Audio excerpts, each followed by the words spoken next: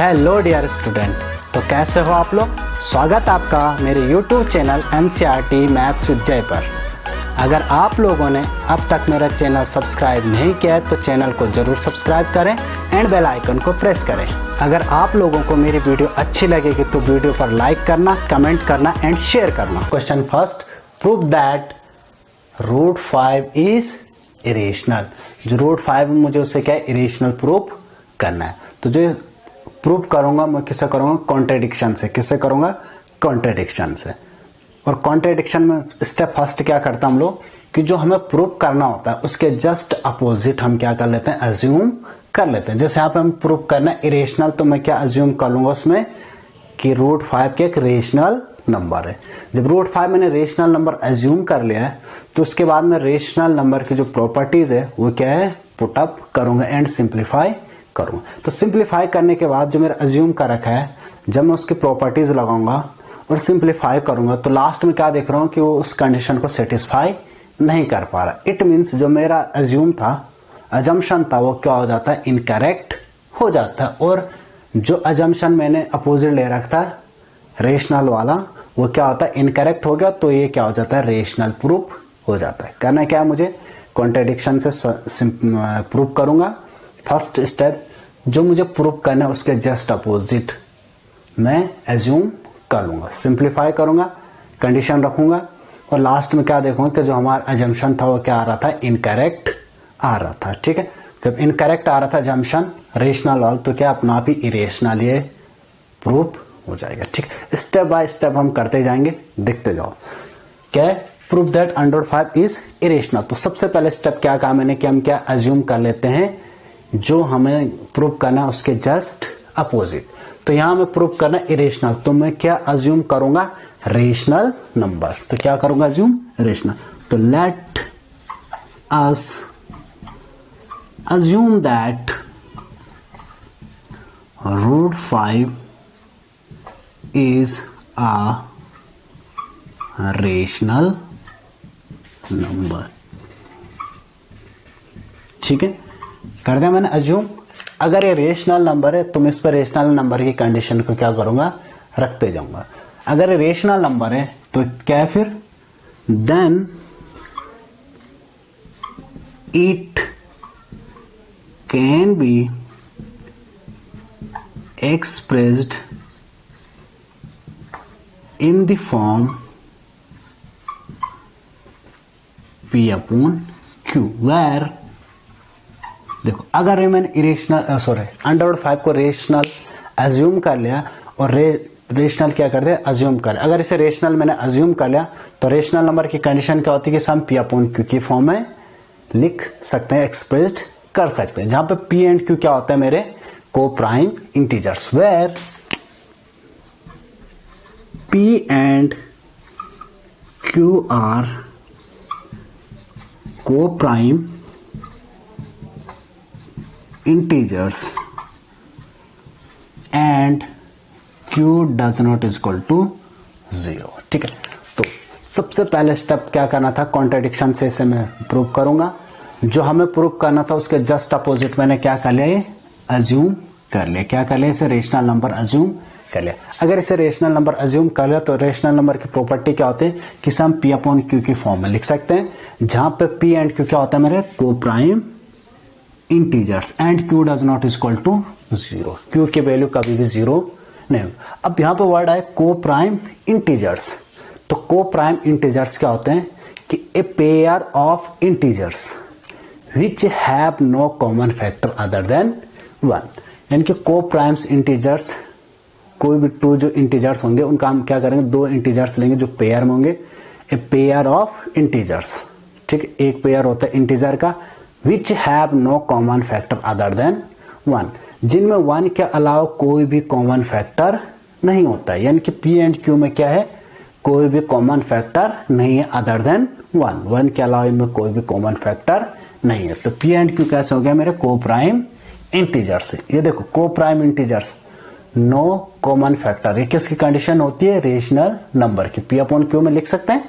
और P and Q क्या होता है, मेरे को प्राइम इंटीजर्स, ये किसकी कंडीशन है, रेशनल की। और रेशनल हमने क्या कर रखा, अज्यूम कर लिया। ठीक है, अगर इस तो देखो तो क्या लिख सकते हैं नेक्स्ट, √5 क्या होगा is equal to P upon Q, क्योंकि हमने √5 को क्या अज्यूम कर रखा है rational number, P upon Q की फॉर्म में एक्सप्रेस्ड कर सकते हैं। अब देखो मैंने क्या किया, इसमें दोनों साइड क्या किया, स्क्वायर कर दिया। तो क्या गया, squaring both sides, squaring on both sides.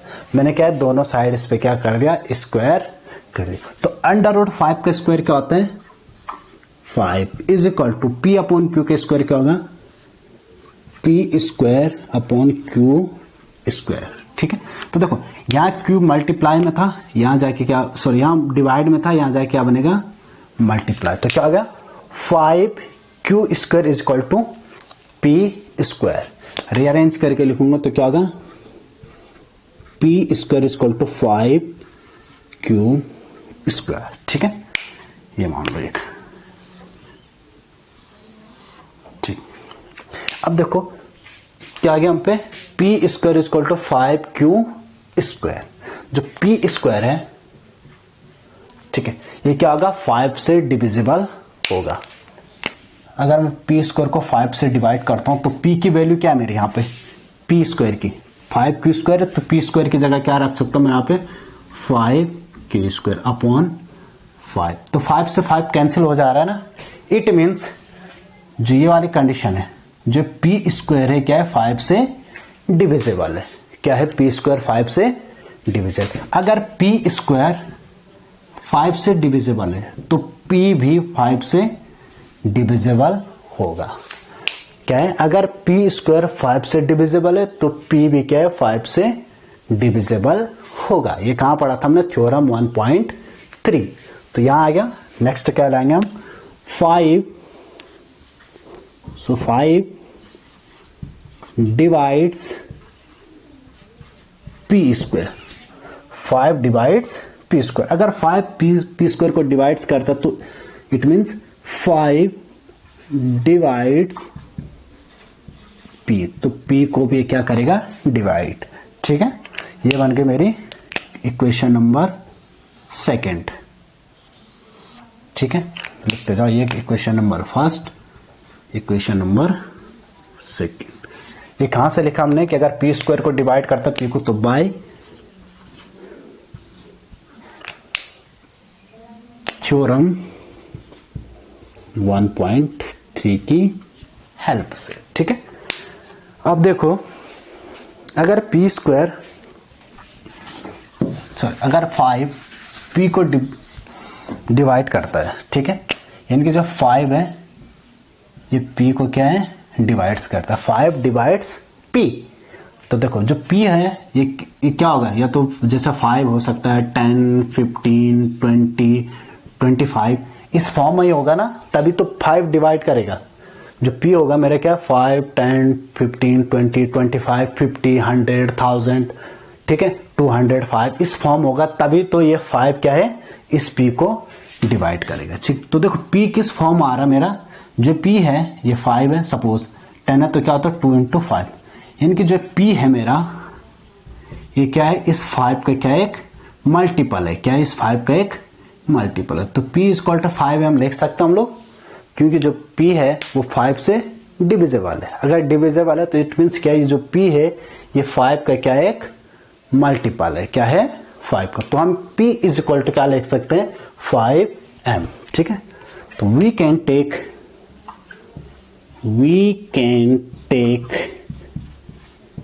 P is equal to 5m। अब ये कहां डालूंगा मैं, इन इक्वेशन 1। ठीक है, we can take P is equal to 5m हम ले सकते हैं। ठीक है, put the value, put P is equal to 5m in equation 1। जो P is equal to 5m है वो कहां डाल दिया मैंने, इक्वेशन 1 में डाल दिया। ठीक है, अगर इक्वेशन 1 में डालूंगा P is equal to 5m तो क्या हो जाएगा, P की जगह 5m का whole square is equal to 5q²। ठीक है, डाल दिया मैंने p की जगह। ठीक है, नाउ नेक्स्ट, अब मैं क्या करूंगा, इस 5m का क्या करूंगा, स्क्वायर करूंगा। ठीक है, तो 5m का स्क्वायर क्या हो जाएगा, 25m² is equal to 5q²। इससे आगे सिंप्लीफाई करूंगा तो देखो यहां 5 मल्टीप्लाई में, इधर आके क्या बन जाएगा, डिवाइड में। तो क्या होगा, 25m² upon 5 is equal to q²। तो q² इज इक्वल टू क्या बन गया, 25m² डिवाइडेड बाय 5। तो क्या होगा, 5m²। ये बन गया मेरी नेक्स्ट कंडीशन। देखो ये कौन सी कंडीशन बन गई, सेम इक्वेशन फर्स्ट की तरह बन गई ना, p² is equal to 5q²। यहाँ पर क्या है, q² is equal to 5m² आ गई। तो इसका मतलब जो q² है ये क्या होगा, 5 से डिविजिबल। जो q² होगा ये क्या होगा, 5 से डिविजिबल। क्यों, q की वैल्यू क्या है, 5m²। तो 5 से 5 कैंसिल हो जाता है। तो जो q² है ये क्या है, 5 से डिविजिबल। अगर ये 5 से डिविजिबल है तो q भी 5 से क्या होगा, डिविजिबल होगा। ठीक है, अगर ये q² 5 से डिविजिबल है तो ये q भी 5 से डिविजिबल होगा। ठीक, तो क्या आएगा, 5 डिवाइड्स q²। अगर q² को करेगा तो क्या है, 5 डिवाइड्स q। ठीक है, ये बन के मेरी क्वेश्चन नंबर 3।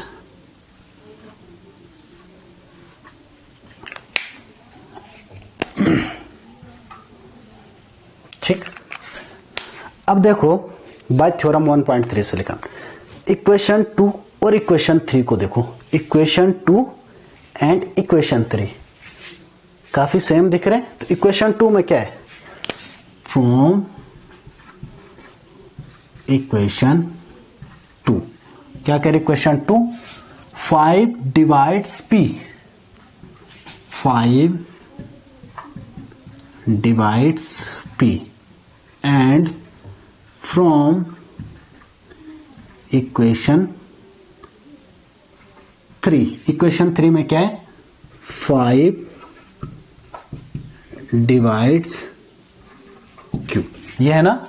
तो देखो इक्वेशन, ठीक है, तो क्या हो गया था, फ्रॉम इक्वेशन 2 से मेरा क्या आ रहा था, 5 divides p and from equation 3 से क्या आ रहा था, 5 डिवाइड्स q। अगर इक्वेशन 2 में, ठीक है, जो 5 है ये क्या है, p को डिवाइड्स कर रहा है एंड इक्वेशन 3 के अकॉर्डिंग क्या आ रहा है, 5 डिवाइड्स q। मीन्स जो 5 है वो p को भी डिवाइड्स कर रहा है और q को भी डिवाइड्स कर रहा है। इट मीन्स जो 5 है ये p का भी फैक्टर है एंड 5 क्या है, q का भी फैक्टर है। ठीक है, तो 5 जो है ये p एंड q दोनों का क्या है, कॉमन फैक्टर है। तो यहाँ पे क्या हो जाएगा, it means 5 is a common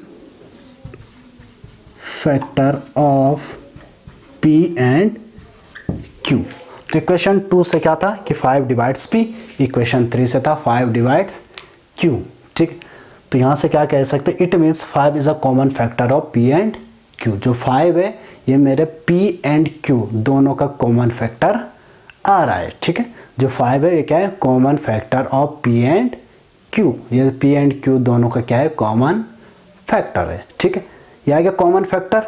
और हमने देख हमारे अजम्पशन के अकॉर्डिंग क्या आ रहा है, ये जो हमने अज्यूम किया था कि रेशनल नंबर है, p अपॉन q के फॉर्म में लिखते हैं और सिंप्लीफाई किया, उस अजम्पशन के अकॉर्डिंग क्या आ रहा है मेरा कि 5 क्या है, एक common factor of p and q।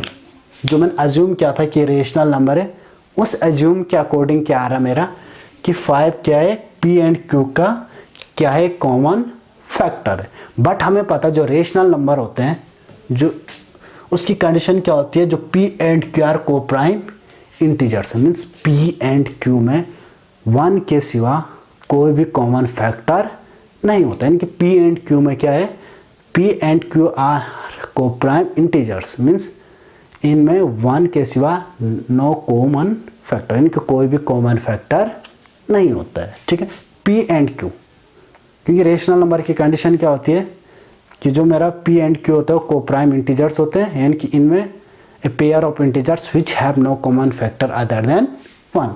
ठीक है, ये तो कंडीशन किसकी होती है, रेशनल की। क्या कि पी एंड क्यू मेरे को प्राइम्स नंबर है, यानी कि इनमें कोई भी कॉमन फैक्टर नहीं है अदर देन 1। बट जो मैंने अज्यूम किया है ये वाला रेशनल नंबर, उसको मैंने अज्यूम के अकॉर्डिंग मेरे क्या आ रहा है, 5 is a common factor of P and Q. तो कहीं ना कहीं जस्ट अपोजिट आ रहा है ना, जो मैंने अज्यूम किया है उसके अकॉर्डिंग मेरा 5 कॉमन फैक्टर आ रहा है, बट पी एंड क्यू में कोई भी कॉमन फैक्टर नहीं होता अदर देन 1। ये किसकी कंडीशन कहती है, मेरी रेशनल की। तो देखो ये रेशनल कंडीशन को प्रॉपर सेटिस्फाई नहीं कर पा रहा है। इट मीन्स जो मेरा अज्यूम था ये वाला इनकरेक्ट आ गया ना। इट मीन्स जो मेरा अजम्पशन था वो क्या हो गया, इनकरेक्ट हो गया। ठीक है, तो पहले क्या था कि जो 5 आ रहा है मेरे अज्यूम के अकॉर्डिंग वो क्या है, पी एंड क्यू का कॉमन फैक्टर आ रहा है, जबकि पी एंड क्यू में कोई भी कॉमन फैक्टर नहीं होना चाहिए था। ठीक है, दिस contradicts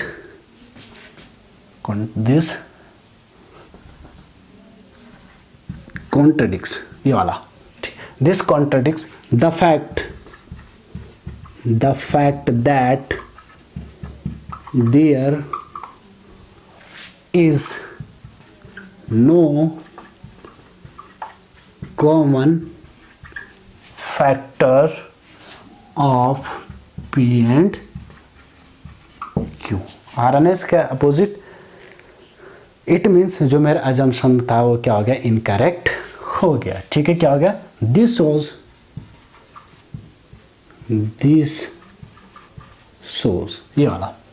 shows that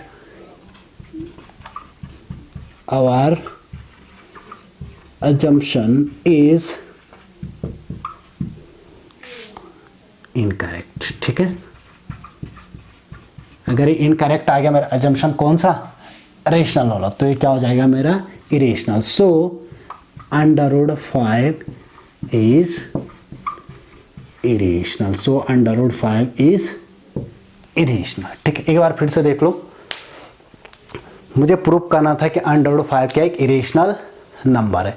मैंने कॉन्ट्रडिक्शन से इसे क्या क्या प्रूफ किया, कैसे कि सबसे पहले मैंने अज्यूम कर लिया कि √5 क्या एक रेशनल नंबर है। ठीक है, अज्यूम किया, अगर ये रेशनल नंबर है तो इसे हम पी अपॉन क्यू के फॉर्म में लिख सकते हैं।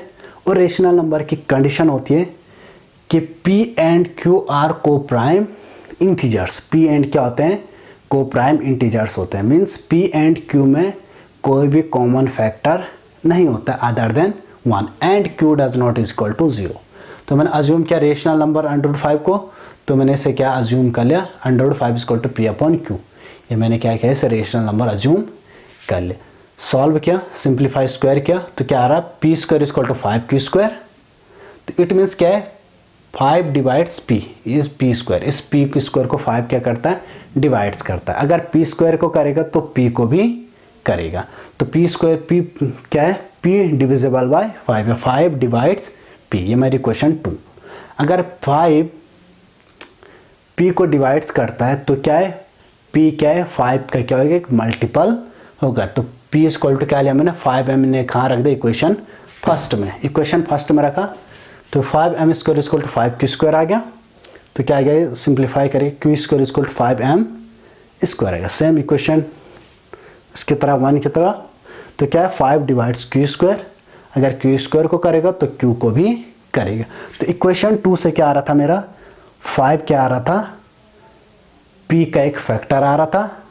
और इक्वेशन 3 से क्या आ रहा था, 5 क्या आ रहा था, इस q का एक फैक्टर आ रहा था। इट मीन्स जो 5 है वो क्या है, p एंड q का क्या आ रहा था, कॉमन फैक्टर आ रहा था। ये हमारा क्या आ रहा था, अज्यूम जो हमने किया था, हमारे अजम्पशन के अकॉर्डिंग क्या आ गया कि 5 क्या है, कॉमन फैक्टर है p एंड q का। बट हमें पता है एक्चुअल में कि जो p एंड q में क्या है, कोई भी कॉमन फैक्टर नहीं होता अदर देन 1। तो इसका मतलब ये क्या है हमारा अजम्पशन क्या है, इनकरेक्ट है। कौन सा, रेशनल वाला। रेशनल अगर इनकरेक्ट है तो अपने आप ही क्या हो जाएगा, इरेशनल हो जाएगा। तो सो √5 इज इरेशनल। ठीक है,